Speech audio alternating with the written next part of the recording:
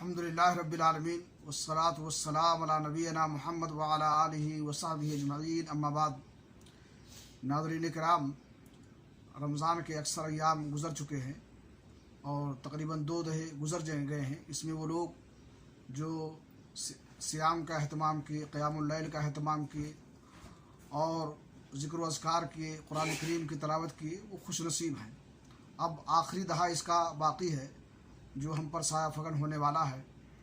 हमें चाहिए कि अल्लाह के नबी जनाब मोहम्मद रसूलुल्लाह सल्लल्लाहु अलैहि वसल्लम की सुन्नत के मुताबिक इसमें कसरत से अमल करें, क्योंकि अल्लाह के नबी जनाब मोहम्मद रसूलुल्लाह सल्लल्लाहु अलैहि वसल्लम का मामूल दस्तूर होता था कि आखिरी अशरे में आप अल्लाह की इबादत और बंदगी में उतनी मेहनत करते थे जितने कि और अय्याम में और दिनों में आप नहीं करते थे।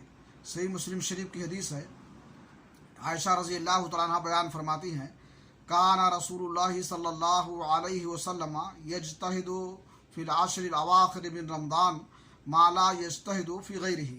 अल्लाह के नबी जनाब मोहम्मद रसूलुल्लाह सल्लल्लाहु अलैहि वसल्लम रमज़ान के आखिरी अशरे में अल्लाह की इबादत और बंदगी में उतनी मेहनत करते थे जितने कि और अय्याम में और दिनों में आप नहीं करते थे। इसमें आप कुरान करीम की तिलावत करते थे, ज़िक्र व अज़कार करते थे, क़यामुल लैल करते थे, रोज़े रखते थे और बहुत सारे खैर के कामों में आप हिस्सा लेते थे। सही बुखारी शरीफ की हदीस है। आयशा रज़ी अल्लाह तआला फरमाती हैं, कान रसूलुल्लाह सल्लल्लाहु अलैहि वसल्लम इज़ा दखल अल-अश्र शद्दा मिज़रहु व अयक़ज़ अहलहु व अहया लैलहु।